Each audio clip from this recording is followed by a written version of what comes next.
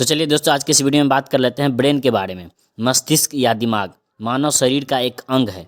यह खोपड़ी में स्थित होता है। यह हमारे शरीर का नियंत्रण केंद्र है। यह हमारे विचारों, यादों, भावनाओं और व्यवहारों को नियंत्रित करता है। हमारे विचार, जो आइडिया होते हैं, फीलिंग्स होता है, याद होता है, उसको कंट्रोल करता है। यह शरीर की ज़्यादातर गतिविधियों को नियंत्रित करता है। यह सभी ज्ञानेंद्रियों से आने वाले आवेगों को समझता है और ज्ञान प्राप्त करता है। आँख से देखते हैं, कान से सुनते हैं, नाक से सूंघते हैं और जीभ से टेस्ट करते हैं दोस्तों। इस तरह से यह वातावरण के बारे में जानकारी देता है। यह रीढ़ के हड्डी के साथ मिलकर केंद्रीय तंत्रिका तंत्र बनाता है दोस्तों। केंद्रीय तंत्रिका तंत्र बीच का नर्वस सिस्टम है, जो हमारे विचारों, भावनाओं और क्रियाओं को नियंत्रित करता है। इस तरह से इसका काम है दोस्तों।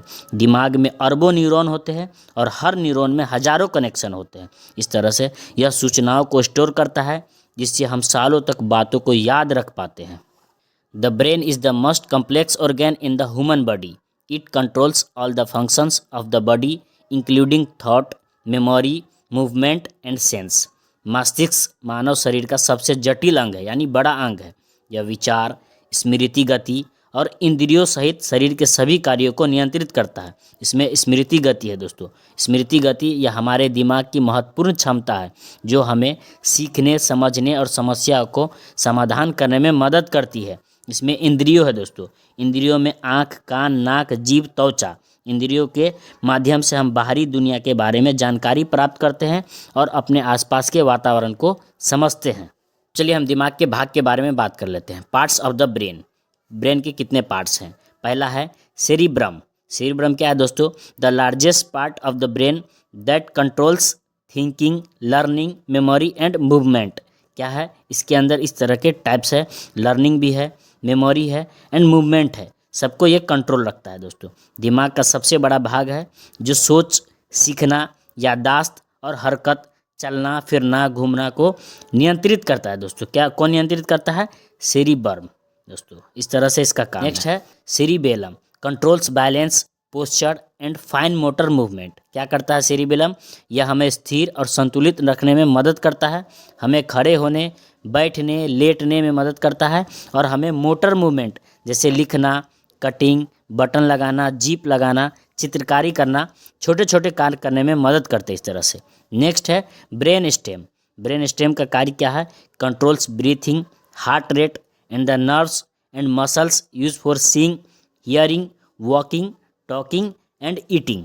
ब्रेन स्टेम का काम क्या है? सांस लेने, हृदय गति और देखने, सुनने, चलने, बात करने और खाने के लिए इस्तेमाल की जाने वाली नसों और मांसपेशियों को नियंत्रित करता है दोस्तों। नस को कंट्रोल करता है। इस तरह के सांस लेने, हृदय गति, देखने, सुनने, चलने, बात करने और खाने के लिए इस्तेमाल की जाने वाली नसों को कंट्रोल रखता है। नेक्स्ट है लिम्बिक सिस्टम। लिम्बिक सिस्टम क्या करता है? Controls emotions and memories. क्या करता है लिम्बिक सिस्टम? भावनाओं एवं यादों को नियंत्रित करता है। भावनाओं और यादों को कंट्रोल करता है दोस्तों। नेक्स्ट है थैलेमस। थैलेमस क्या करता है? Acts as a gatekeeper for message between the spinal cord and the cerebrum. इसके बीच क्या करता है? मैसेज भेजता है। क्या करता है? गेट कीपर का काम करता है, यानी अच्छा काम करता है मैसेज भेजने के लिए। थैलेमस का काम है रीढ़ की हड्डी और सेरिब्रम्स के बीच, जो दिमाग का सबसे बड़ा भाग होता है, उन तक खबर पहुंचाने का कार्य करता है। एक दूसरे को मैसेज पहुंचाता है दोस्तों। इस तरह से थैलेमस का काम है। नेक्स्ट है हाइपोथैलेमस। थैलेमस के बाद है next hypothalamus. Controls emotions, body temperature, eating and sleeping. ये क्या काम करता है? स्लीपिंग के लिए काम करता है, टेम्परेचर के लिए काम करता है और ईटिंग के लिए काम करता है और इमोशंस के लिए काम करता है, कंट्रोल करता है इस पर। हाइपोथैलेमस भावनाओं, शरीर के तापमान, खाने और सोने को नियंत्रित करता है। नेक्स्ट क्या है? हिप्पोकैम्पस। क्या है? Hippocampus sends memories to be stored in the cerebrum, recalls them later. क्या काम करता है? Sends memories to be stored in the cerebrum, recalls them later. Hippocampus का काम है सेरेब्रम्स, जो हमारे दिमाग का सबसे बड़ा भाग है, वहाँ तक स्टोर होने के लिए यादें भेजता है और बाद में उन्हें याद। इस तरह का हिप्पोकैम्पस का काम है दोस्तों। Brain development. ब्रेन का विकास किस तरह से होता है? ब्रेन का विकास एक्टोडर्मिक लेयर से शुरू होता है, जो पहला परत होता है दोस्तों। पूरा कंप्लीट होने में 20 से 25 साल लग जाता है। जन्म के समय ब्रेन पूरा कंप्लीट रहता है। 5 साल की उम्र तक 95% आकार बिल्कुल भी शेप हो जाता है दोस्तों ब्रेन के अंदर। ब्रेन प्रोटेक्शन के बारे में बात कर लेते हैं। ब्रेन को किस तरह से बचाया जाता है। मस्तिष्क की रक्षा कपाल द्वारा की जाती है, जो सिर बनाने वाली हड्डियां है दोस्तों। ब्रेन द्वारा सुरक्षित रहता है, जो एक प्रकार की झिल्ली है जो चोट से बचाती है। इस तरह से ब्रेन को प्रोटेक्शन दिया जाता है, बचाया जाता है दोस्तों। Without brain we can't live, we can't do any activity, we can't do any work.